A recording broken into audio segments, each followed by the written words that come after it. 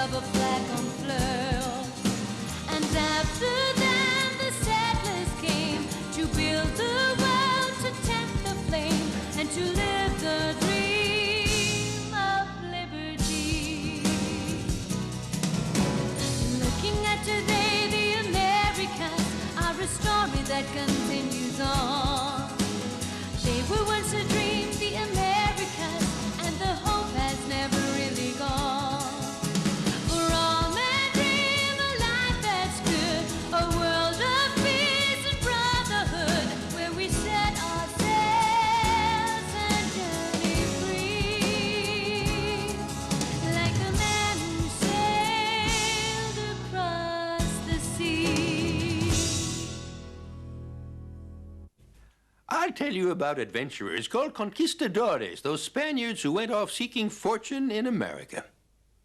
You remember, we've already heard about Christopher Columbus. Naturally. Well, and Cortez in Mexico.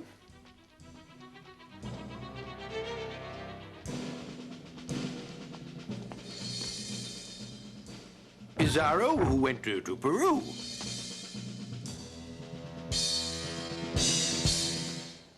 Well, now, let's go back a little in time and take another look. I said we'll be going back in time. Let's go. There we are. Now, we're in 1513. Let me tell you a bit about Núñez de Balboa, who, after a troublesome voyage caused by a false maneuver on the part of his second-in-command Pizarro, somehow found the Pacific Ocean and solemnly claimed possession of it in the name of their Catholic majesties. But the short-tempered governor Pedrarius had a score to settle with Balboa, who, as it happens, is his son-in-law. With help from that same Pizarro, he has him decapitated, and in those days you might hear anything said of the Indies. Some said that there lived blue men with square heads, and other men who had only one leg. Some swore there were unicorns, dwarfs, giants. Some sailors swore they saw a golden man. And even mermaids. And dragons. Only it's not true. How could anybody really believe that? But they did believe it, and fervently. Look here, some were sure on Bimini Island there was a fountain of youth. Yes, an old person could bathe in it and be young again. Well, I'd be willing to give it a try. That's right, a fountain that would restore youth. Oh, yes, Ponce de Leon, who was no spring chicken at the time. Imagine, he was 53. Well, he believed there was a fountain of youth, and he even became governor of Bimini for that. He was an old soldier who had been companion to Columbus and to Cortez. You see it, Lopez? I saw some branches moving over there. Indians, perhaps. Take your men and have a look. Yes, Commander.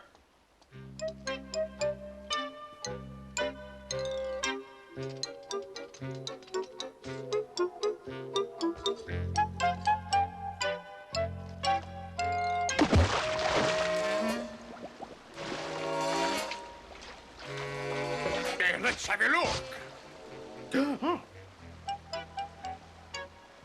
Of course, how stupid. I have to drink the water, of course. Ah,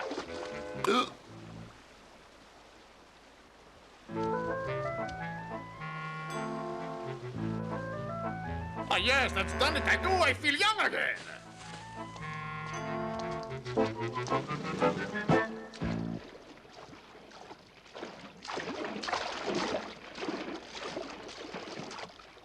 And on Easter Day, 1513... all these flowers, really a pretty sight. Now, in the name of our sovereign king, I take possession of this land, Pascua, Florida.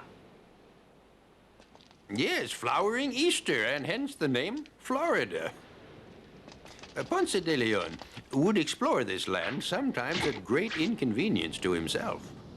During one of his explorations, he discovered the Gulf Stream. And, of course, the land that would later be called Cape Canaveral.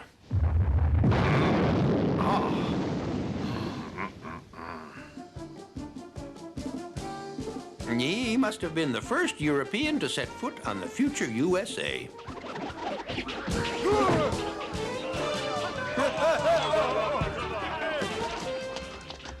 Later, in Florida, Ponce de Leon will be seriously wounded.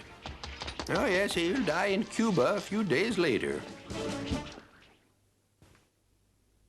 Some years later, Panfilo de Narvaez, the one who had been sent to fight Cortez, is named governor. From Florida to Mexico. And of course, it still remained to conquer the region. Cabeza de vaca, cow's head. I must say it is certainly a very curious name. Sir, I am very proud of my name. My forefathers earned it by charging the enemy with bullhorns, having no weapons. I am well aware you are all valiant, brave soldiers here. I've decided to take you with me to Florida. I am the new governor. You will be in command of a ship, and you will also be treasurer of the expedition. So, will you accept? Mm-hmm. Sign there. I agree, Governor Narvaez.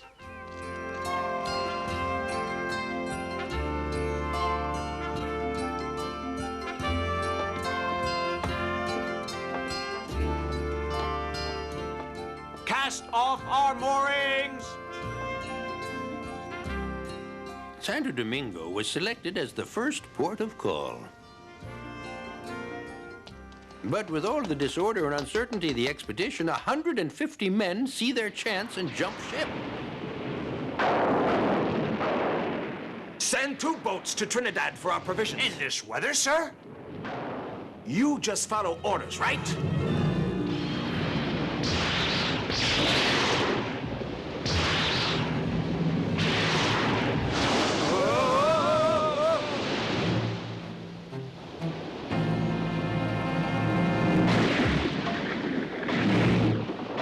This is how the expedition lost 2 vessels and 160 men.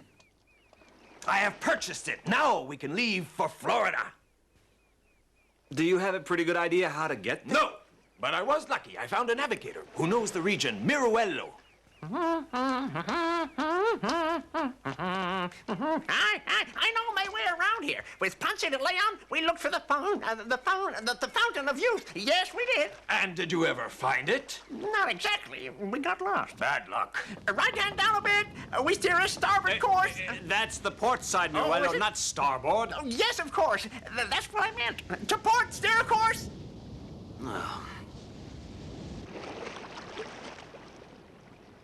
Look over there. Aren't we headed for shallow water? Don't worry. There's no shallow round here. Nothing to worry about here. You can sail with your eyes shut.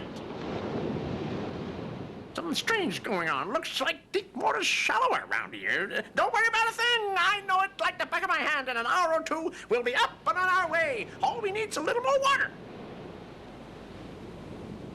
This is nothing. With Ponce de Leon, this happened all the time. But in a few hours, it was up and on our way. Believe an old sea dog. This is just one of those things you learn to live without here. Now, just be patient.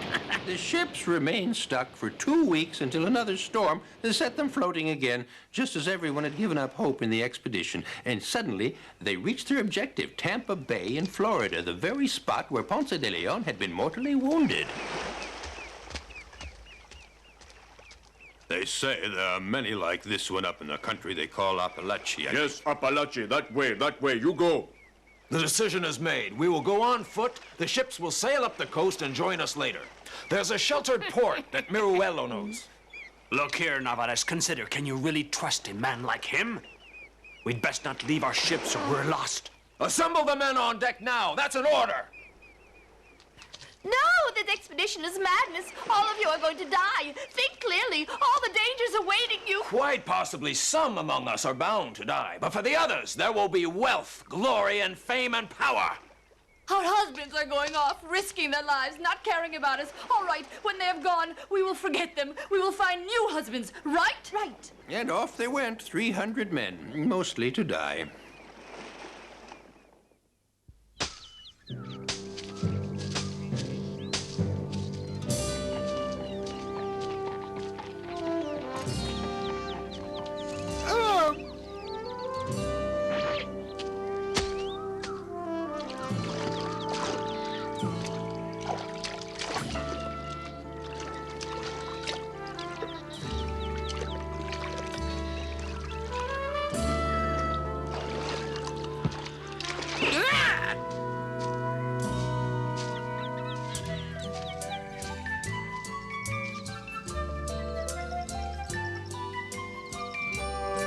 It's the last morsel.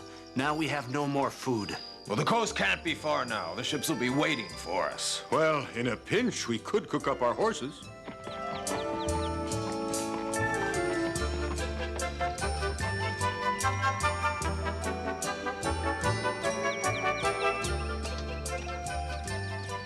Appalachia.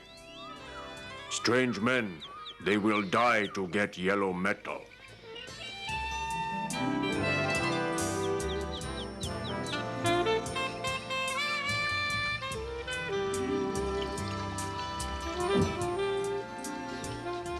This is it, Appalachia. We're here.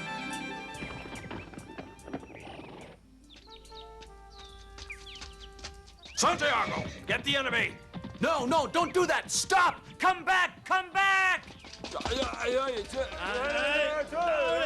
Where's your gold? Your gold! Answer! Where's it hidden? No gold? Not one grain of gold. They lied to us. All these men are no more than peasants. But you were wrong to attack them. It's not over yet. Look! Huh?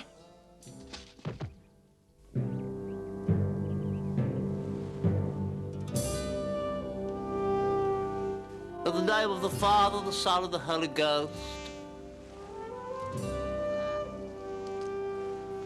The ships still aren't here. If we stay here any longer, we'll starve to death. Build us some boats. We will sail back to Mexico.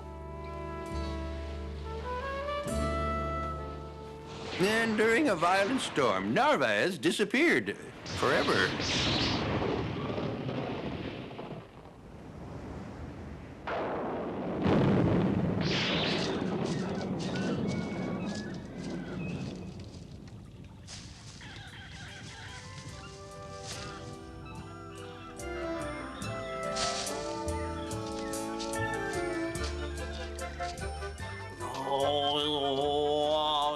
This is the man. You cure him.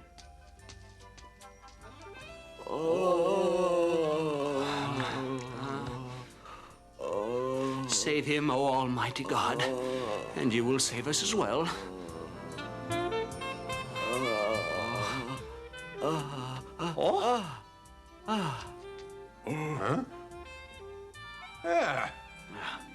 Enter. Only one. For years, our friends practiced their newly acquired profession as healers. And, my golly, they had some success, but they were hoping for other things. And together with their new friends, they crossed into Alabama and then into Mississippi and Louisiana, all the way to Texas, across the Rio Grande, and then they're back in Mexico, over 6,000 kilometers, and they did it in 8 years. Indians! Take them! We need slaves! We're Christians. I'm a Spanish officer. Take me to your commander.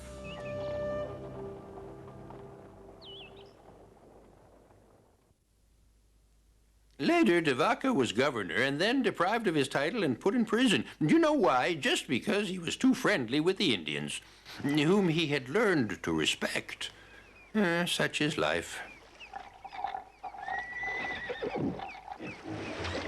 Now, here we are again at Tampa Bay in Florida. Here we run into an old acquaintance of ours, Hernando de Soto. This brilliant horseman had performed a remarkable circus trick for the Inca, Atahualpa. And in time, he is appointed governor, and he too one day sets off looking for the cities of gold that Cabeza de Vaca had heard of. And he takes a real army with him, 600 men, over 200 horses, and some Indians. Look, Luis. Indians announcing our arrival. Yes, smoke signals everywhere.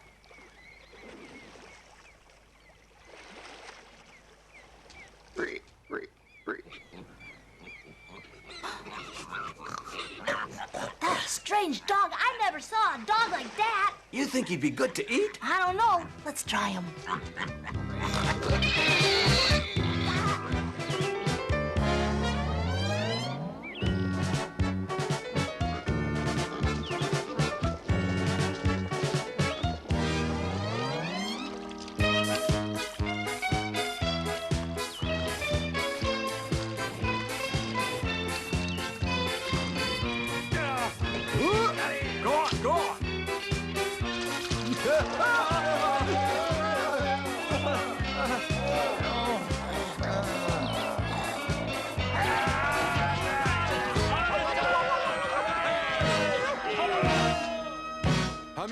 Amigos, don't shoot!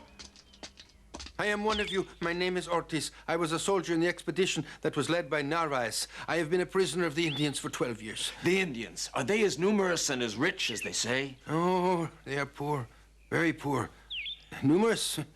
More than the trees in this forest. But they can hide in the forest like the very leaves on the trees. And all the same, it's said that up north there are villages of riches. I don't know where they are. You come along. We'll feed you and put clothes on your back worthy of a Spaniard.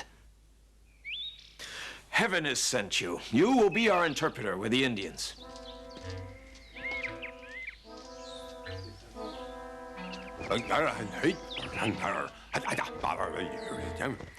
He says welcome to all of us coming to visit, and we are invited to spend the night in his village. Wouldn't you agree? It is very nice of him to receive us so kindly, Captain. Look at the splendid food they have provided.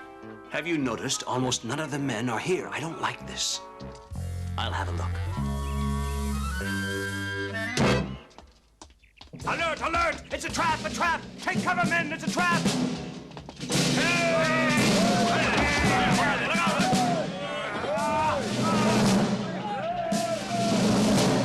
There they are. And they're going to pay heavily. Forward!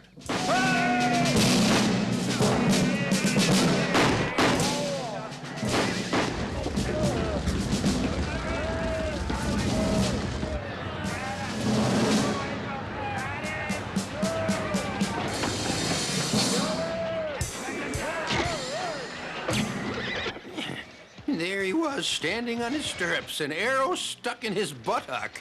De Soto fought for 5 hours like that. Yeah, they were strapping fellows back then, with plenty of courage.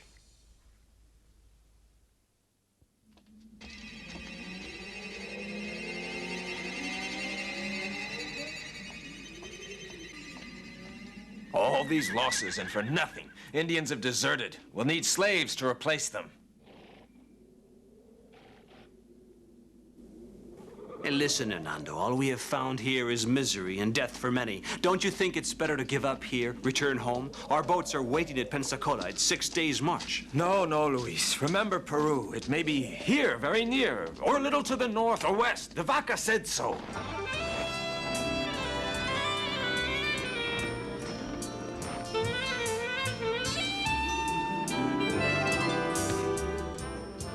Sometimes I don't understand these Indians. They can be peaceful and give us all they have, and then they will attack us for no reason. No, it's quite simple, really. I mean, they will attack us if we try to steal from them or take them as slaves. It's a logical point of view. Oh, perhaps, but you don't create an empire with that sort of logic. You don't conquer.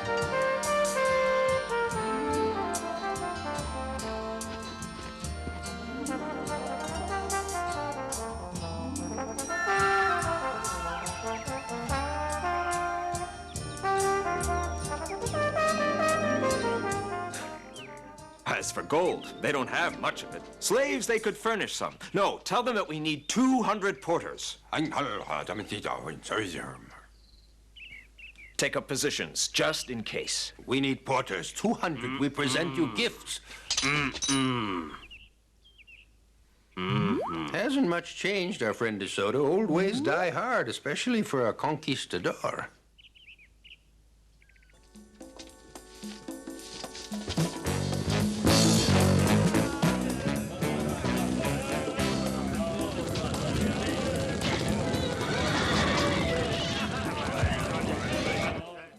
Pontotoc, another bloody battle. 40 Spanish soldiers would lose their lives, and 10 times more Indians.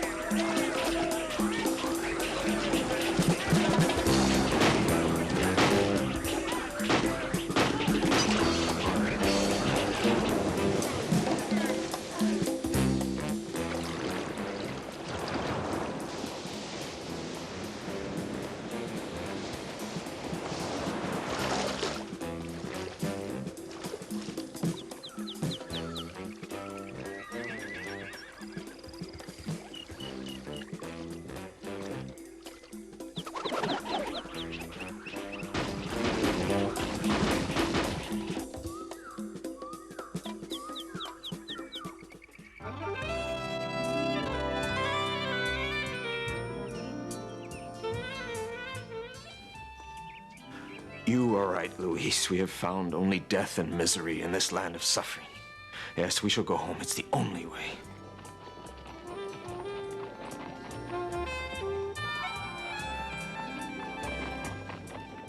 Halt! 4 years, 4 long years, this nightmare journey went on, chasing an illusion, and over half the men already perished. My dear friends, my faithful companions, I admit I was wrong. Throughout this long adventure, I never stopped dreaming of Peru, and there is no Peru here. It's all my fault. Luis will take you back to our people. Forgive me.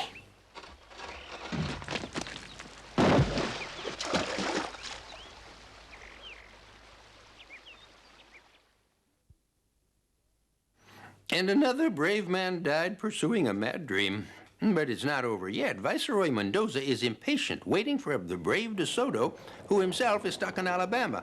While waiting, he raises an even bigger army, 1,000 infantry soldiers, hundreds of cavalry, Indians, and it's the dashing young governor, Francisco Velasquez de Coronado, who will be in command. And this time, they will leave from Mexico and move up the Pacific coast.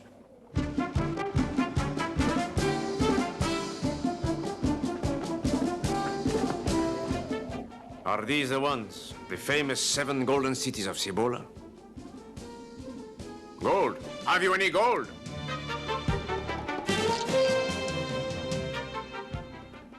I am asking you if you have yellow metal. Listen, aquí arriba, Father, there is gold, much gold, and there are rivers where there are fish, big fish, goldfish, great, large as that, and very big canoes. And the figures on the prow are eagles, golden eagles, yes, golden.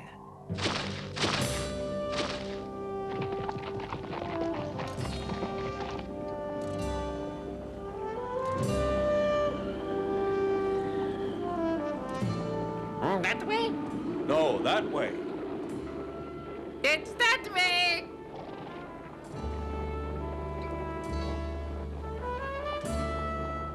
That way? No, that way. No. That way! For a year, they would go in quest of their El Dorado, their city of gold, coming and going, wandering like lost souls.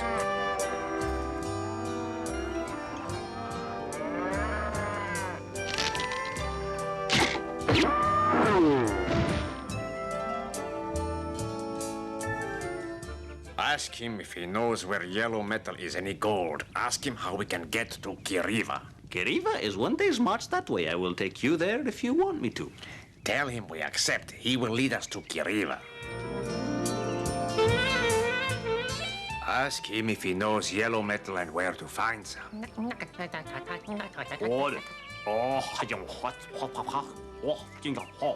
Yes, he says he knows where, and it's just like his necklace. That's copper, not gold. Say, you're the one who said there was plenty of gold around here. You know what happens to traitors?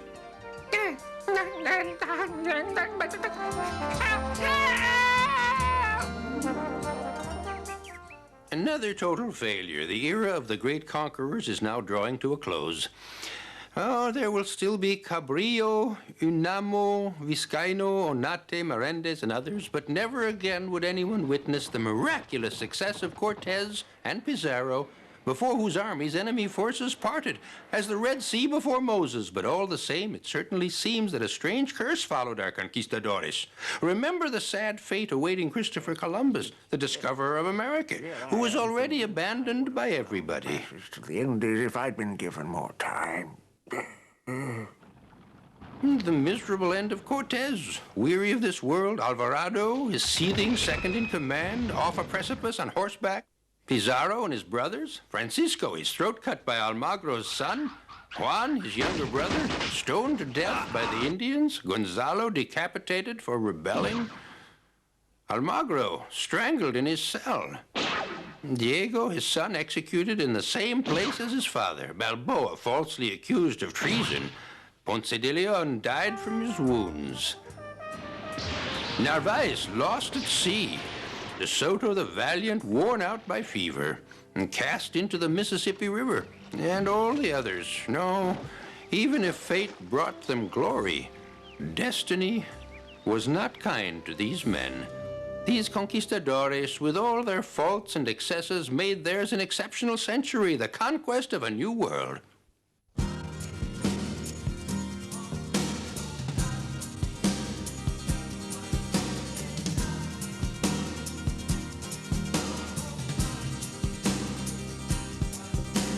Once upon a time, the Americas are a story that continues on.